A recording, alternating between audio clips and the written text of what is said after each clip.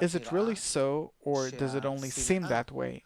That the hatred between the right and the left in the world, in each and every nation, is on the rise? Of course. Today, people say about each other, you're right wing, I'm left wing, and so on. If in the past people used to say he has this skin color, you have that skin color, and under that you have all the stereotypes.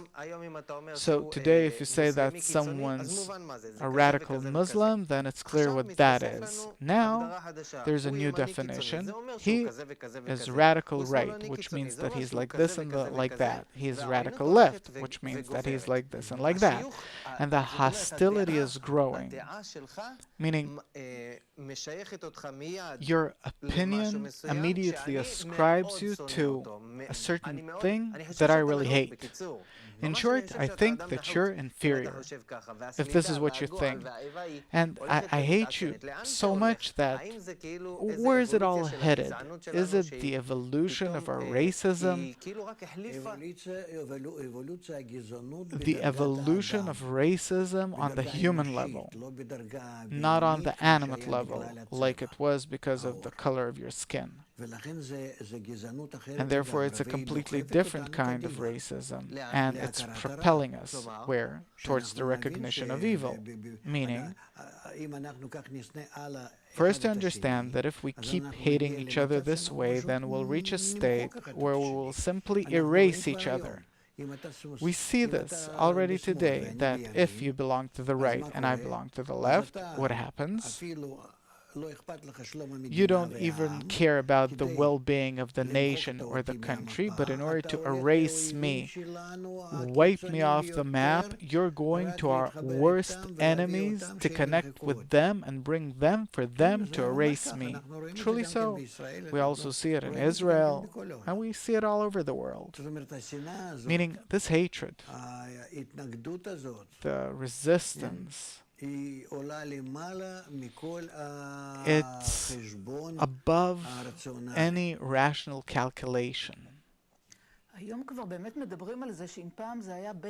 If in the past it was between countries and nations, today it's happening, all the separation is happening inside nations. Yeah. So, is this a new phenomenon? You can see it in all the developed countries, how people are opposed to one another. If Le Pen on the one side and the socialists on the other side, then each of them is willing to connect with any foreign force for them to go against their enemy, their contestant. It's opposed to pluralism, democracy. I hate these words. Pluralism, democracy, because it's all distorted. It took on the complete opposite form. What do you mean? What pluralism? Pluralism, it means that anyone can be right. Let's listen to everyone. Let's make room for everyone. Let's be open to everyone. Today there's no such thing. Today the pluralists, those that call themselves pluralists, there's no one more radical that hate others more than they do. So it's a kind of cover. It's like liberals. Who's a liberal today? He who doesn't allow anyone else to say or do anything. At least in the United States. That's a liberal. They call themselves liberals. How? A liberal, it means that he gives the stage to everyone and so on. And not that a new president was elected and they take to the streets and they say, we don't accept that. How can you say that as a liberal? If it was done legally, I have an explanation. You said that a person's ego grows and grows, so he can't stand it. Doesn't matter what you'll say, the most rational things in the world, but I simply can't stand if you're right or left or whatever. So by definition, you're no longer a liberal. So say that, but you're presenting yourself as a liberal, and you continue behaving as a Nazi. That's impossible. And therefore, what I'm saying is that I don't accept these definitions. How does it influence the social structure? Humanity has to revise all of these definitions because they're incorrect. No such thing. In short, racism is human nature, and unless we correct human nature, we'll remain racists and will grow and grow from generation to generation, and will lead us to a point where we won't even be able to stand each other inside the family. And we see that people get divorced because they have different political views and so on.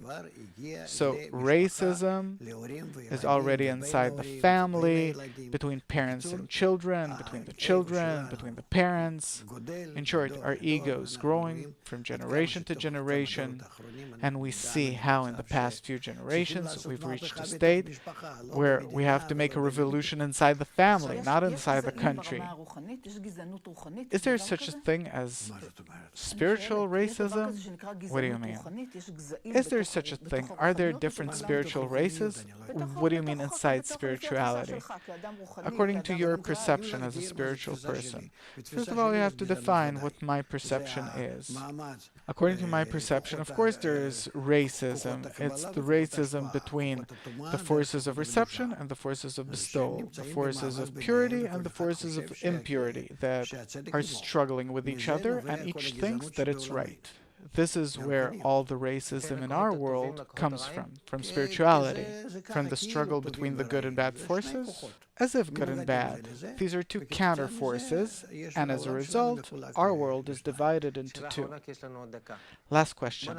We have 1 minute left. Going back to that enlightened person that we talked about. You said that an enlightened... How is he enlightened? By understanding that he himself is divided into these two forces and that he can rise above them, and by his correction he reaches a state where he is above the nature of black and white, or bestowal and reception, doesn't matter how you call it, and that he does not differentiate the two. He's willing to work only at the connection, and his entire work is like working on a puzzle. He sees the oppositeness as completion, and therefore he works in completion. And every time he discovers opposite things that hate each other, then he's happy because he has place for completion. And that's the solution for racism. Of course. Let's play this kind of puzzle together. We're 8 billion people. Let's make one big nice puzzle out of them. Suppose we'll put together their puzzle. What will we get? A complete picture, which is what? Humanity as one man and one heart, reaching completion, perfection, feeling the one upper force, living above any limitations or problems, living eternally on a level where we all live as one, where we feel ourselves. We're no longer human beings. By this, we rise above the human level, because human beings, they're all about strife and dispute. And here we reach perfection, the next degree, the next world, in short, heaven.